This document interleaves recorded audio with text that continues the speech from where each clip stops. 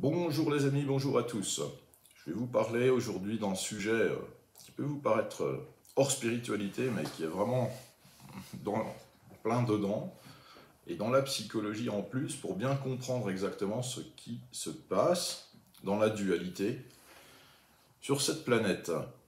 Je vais vous parler donc de Star Wars. Pourquoi?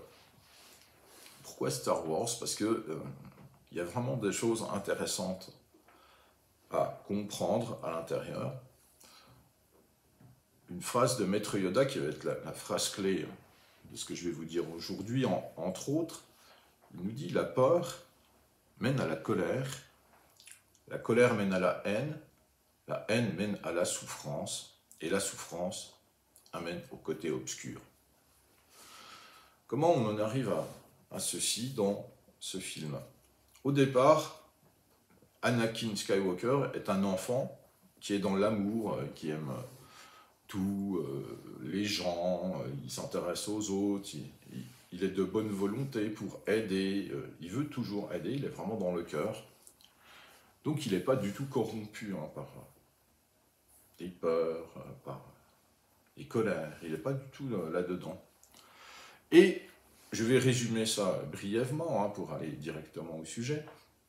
Il va rencontrer les Jedi qui repèrent son taux de midi-chlorien, qui voit que c'est quelqu'un d'exceptionnel, qui a vraiment un gros potentiel, une grande capacité, et Qui-Gon Jinn, qui repère ce potentiel, appelle le conseil des Jedi pour leur dire que c'est l'élu, il faut absolument le rencontrer, le voir, parce qu'il doit être formé par les Jedi pour devenir un maître, et il est convaincu qu'Anakin est véritablement le personnage clé qui va donner l'équilibre, vous voyez, à la galaxie.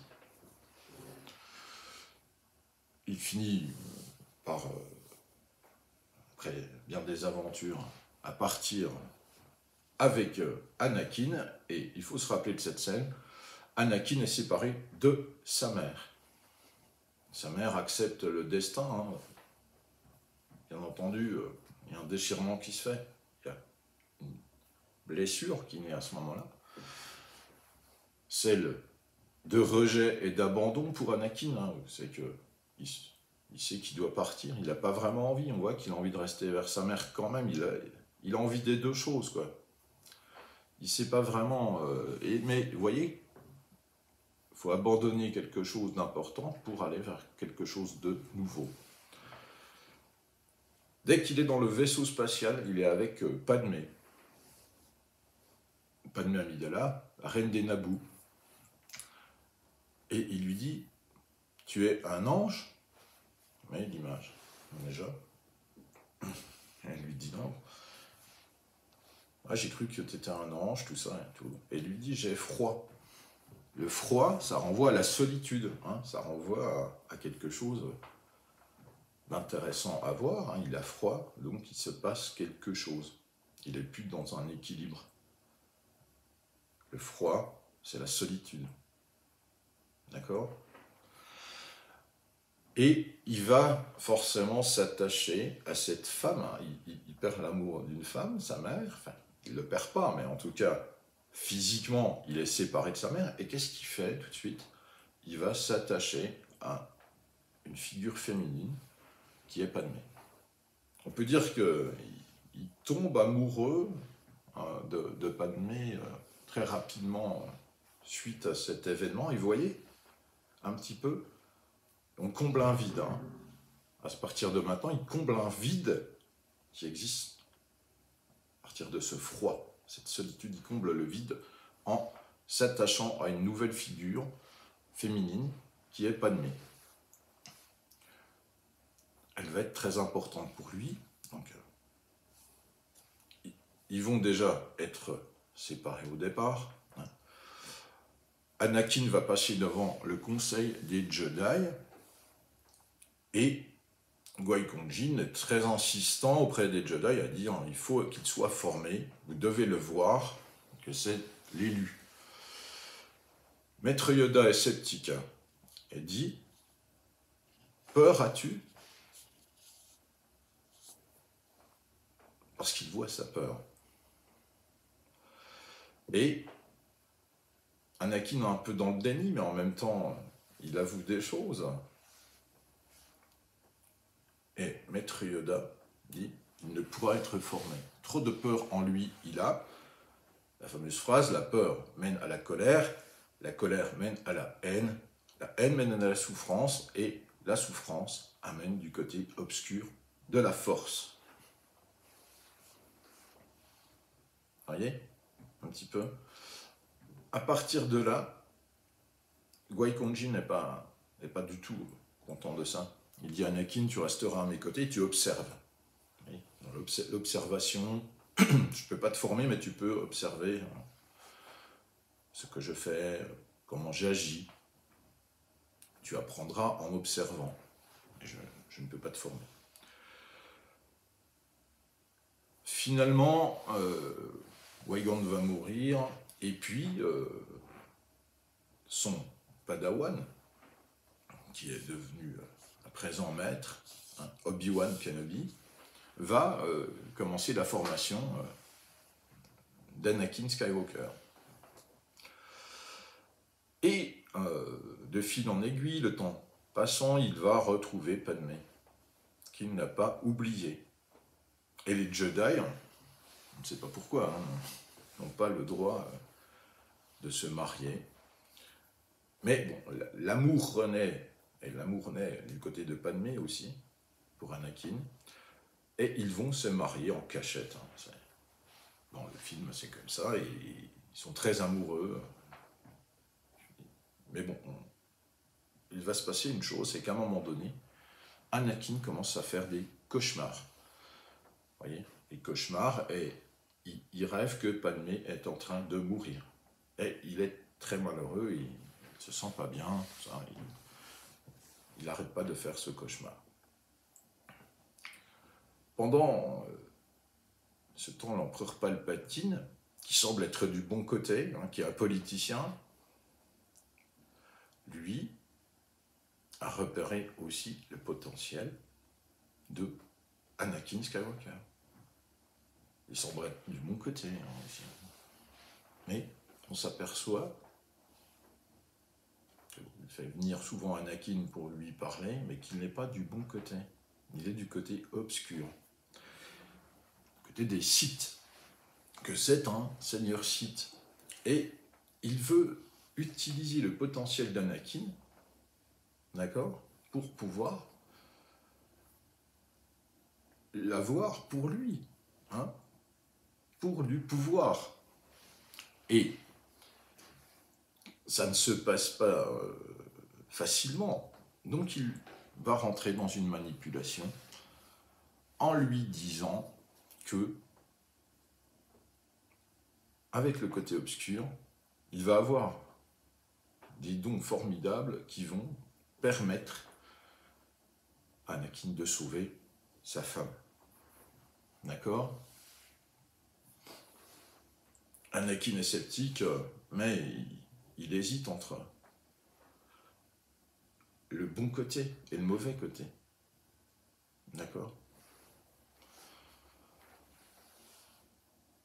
D'aventure en aventure, Anakin sent aussi que, parce qu'il est très hypersensible, il ressent que sa mère a un problème sur Tatooine. Avec Padmé, ils décident ensemble d'aller sur Tatooine, à l'encontre du conseil des Jedi, ils prennent personne, mais il s'aperçoit que sa mère a été enlevée par les pillards de Tusken, et qu'elle n'était plus esclave, qu'elle était recueillie par une bonne personne, avec les pillards de Tusken. Donc Anakin décide de partir, c'est presque un maître Jedi, à ce moment-là, il décide lui-même d'aller libérer sa mère. Mais il arrive un peu tard, et sa mère meurt dans ses bras. Imaginez. Deuxième choc, vraiment violent, de la séparation, cette fois physique, avec sa mère, et il échoue, pour lui en tout cas, il s'en veut d'avoir échoué, de ne pas avoir pu sauver sa propre mère. Donc il revient et il faut se rappeler cette scène où il dit à Padmé, il est en pleurs, et lui dit, je les ai tous tués, je les ai tous massacrés, même les enfants. Il a massacré les pierres de Tuscany, là. Tellement la rage a pris le dessus. Et un petit peu là, la puissance, un petit peu de la colère à ce moment-là. Donc, de plus en plus affecté, de plus en plus vulnérable de ce fait. La peur, cette fois, de perdre sa femme est de plus en plus énorme. Donc, à un moment donné, il a quand même prévenu le conseil des Jedi que, effectivement, l'empereur Palpatine n'est pas, le sénateur, à l'époque, le sénateur Palpatine n'est pas du bon côté. Et les Jedi envoient quelques maîtres pour capturer le seigneur Sith. À un moment donné, Anakin a deux choix qui se présentent à lui. Deux choix. Un des Jedi est prêt à tuer les maîtres, maître Mace Windu, est prêt à exécuter Palpatine.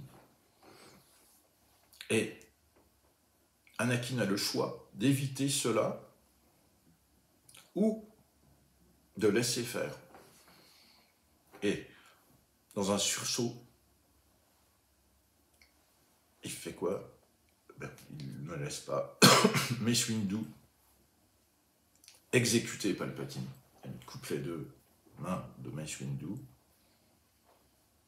et il vient de basculer du côté obscur. Pourquoi il fait ça? Par peur, parce que sa peur est plus grande que le reste. Et quand on regarde sa peur, on ne regarde plus que ça. Il se dit, si Palpatine disparaît, ma femme disparaît. Vous comprenez? La suite va nous montrer que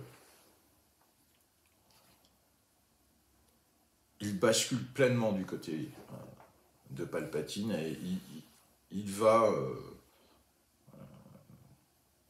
aller jusqu'au bout. Il devient Lord Vador, d'ailleurs Palpatine l'appelle comme ça, Seigneur Vador, et il va commander les troupes de clones pour aller même au Conseil des Jedi, exécuter des Jedi. Il devient vraiment très très sombre. Tout ça pour sauver sa femme. Pendant ce temps, Obi-Wan, lui, va chercher Padmé et lui explique la situation. Que, hélas, son cher et tendre a basculé du mauvais côté. Padmé est désespérée, elle est enceinte, je le rappelle, on ne le sait pas encore, mais de jumeaux. Et elle est désespérée, elle est très triste. Donc, Obi-Wan et Padmé partent à la reconquête, on va dire, d'Anakin, pour qu'il revienne du bon côté. Mais Anakin est complètement manipulé et il va voir que le contraire de ce qu'il faut, c'est-à-dire, vous voyez, comme il regarde sa peur, il croit que les gens qu'il aime, ils sont contre lui, c'est-à-dire Obi-Wan et sa femme. Et quand ils essayent de le faire reprendre raison, qu'est-ce qu'il fait? Il s'en prend à Obi-Wan, mais il s'en prend à Padmé aussi à un moment donné. Il essaye de l'étrangler. Tellement il est en rage, parce qu'il voit qu'ils sont tous contre lui, quoi. Il ne comprend pas. Que va-t-il se passer? Il va se battre avec Obi-Wan, on se rappelle bien. Obi-Wan va gagner, va le laisser pour mort dans des pierres volcaniques, des cendres, et Anakin, bien sûr, est presque plus humain, il est complètement brûlé, il manque des membres, tout ça. pendant ce temps, Obi-Wan qui a gagné va retourner vers Padmé qui est en train d'accoucher, et juste après son accouchement, on voit qu'elle meurt. Elle meurt tout de même. Elle meurt. Est-ce que ce serait arrivé si Anakin était resté du bon côté? Vous voyez? On peut se poser la question. Est-ce que ce serait arrivé?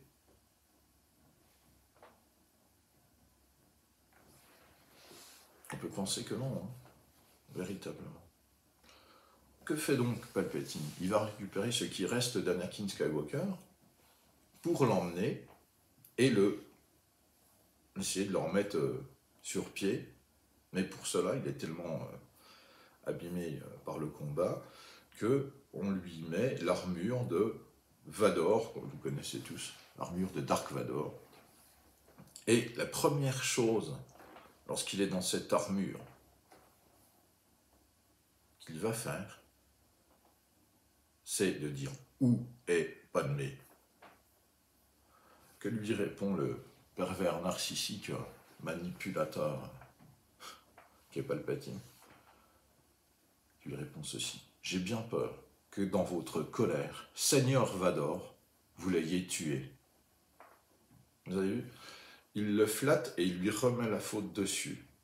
C'est-à-dire que lui, il est pour rien tout ça. Lui, il n'avait pas dit de faire ça. C'est pas lui qui l'a amené là. Lui, il est pour rien, c'est ça le pervers narcissique. Hein. Il vous dit, non mais attends, moi j'y suis pour rien, c'est de ta faute, hein, c'est toi qui... On vous amène quelque part pour vous utiliser, pas pour vous, hein, pas pour votre bien, mais pour le bien de quelqu'un d'autre. Et ensuite, on vous dit, mais c'est de ta faute. Vous voyez ce qu'il y a à comprendre là-dedans? La peur, comme on utilise la peur de quelqu'un, comment un manipulateur sans cette peur, elle va utiliser ce point faible pour en arriver à vous utiliser. Et regardez l'hyper collective aussi concret. D'accord? Quand vous regardez votre peur, vous ne regardez plus ce qui se passe ailleurs. Vous ne regardez plus vous-même. Vous n'êtes plus centré sur vous. Vous vous décentrez. Que va-t-il se passer ensuite? On voit que Vador, il n'est jamais heureux, hein, en fait. Hein, il se sent à sa place nulle part. Si vous regardez les épisodes suivants, il n'est pas heureux du tout. D'accord? Ensuite, vous pourrez remarquer que son fils Luke Skywalker, parce qu'il a donc deux jumeaux, donc c'est Luke et Leia, hein, si vous vous rappelez bien, ils vont être séparés, ces jumeaux, hein, parce qu'ils sont importants aussi. Hein. On compte beaucoup sur eux. Obi-Wan se dit, bon voilà, il nous reste Luke et Leia. Et donc, ils vont être séparés dans la galaxie, sur la bordure extérieure. Et ensuite, ils vont avoir leur destin, hein, ils vont se retrouver. Et Luke, lui, est confronté toujours à l'effet miroir, au bon côté, au mauvais côté, aux peurs, à tout cela. Rappelez-vous Maître Yoda, il va retrouver Maître Yoda qui va lui donner des enseignements. Et à un moment donné, il se bat contre Vador, mais il s'aperçoit que Vador, c'est lui. Alors il y a double signification, c'est que on a tous un côté obscur en nous qu'il faut savoir maîtriser, voir, recentrer. Et la deuxième signification, c'est que c'est de son sang, hein, c'est son père, Vador, donc ils ont quelque chose de transgénérationnel à bien comprendre. Hein. Donc attention, ça veut dire que vous portez quelque chose de votre famille, et il doit comprendre tout ça avant de pouvoir être un maître Jedi qui va être efficace s'il veut mettre l'équilibre dans la galaxie. Il faut qu'il comprenne tout ça. Vous voyez? Donc il y a un vrai message derrière Star Wars. J'ai été vachement succinct, mais moi je vous conseille de le regarder avec ce nouveau regard pour comprendre. Vous allez voir, il y a plein de subtilités, il y a plein de petits messages. Hein. Par exemple sur le combat, hein, il dit à un moment donné, personne n'est gagnant dans un combat. Oui. Ce que j'essaie de vous dire dans d'autres vidéos, c'est l'équilibre qui fait les choses. C'est pas du tout de se battre contre. Et Star Wars est riche d'enseignements à comprendre, à conscientiser. Trop de gens sont encore dans le combat à l'heure actuelle. Ça ne marche pas. Ça fait des milliers d'années qu'on fait ça. Ça fait des milliers d'années qu'on se bat contre. Oui, et ça ne marche pas. Donc, qu'est-ce qu'il faut faire? Il faut que ce soit équilibré, comprendre que voilà, on a du bon et du mauvais en nous, qu'on traîne tout un karma avec... On a été méchant, on a été gentil, on a été bon, on a été mauvais, on a tout fait ça. Et qu'aujourd'hui, à l'heure actuelle, il faut retrouver notre équilibre. Et si, par le biais d'un film, parfois vous pouvez comprendre des enseignements importants, eh bien, ne vous privez pas de le faire. Voilà. Ne crachez sur rien. Je vous remercie de m'avoir écouté. Bon, j'ai oublié pas mal de choses, je suis désolé, mais j'ai essayé d'aller à l'essentiel pour vous expliquer cela. Je vous souhaite à tous une bonne journée. Je vous remercie de m'avoir regardé et que la force soit avec vous.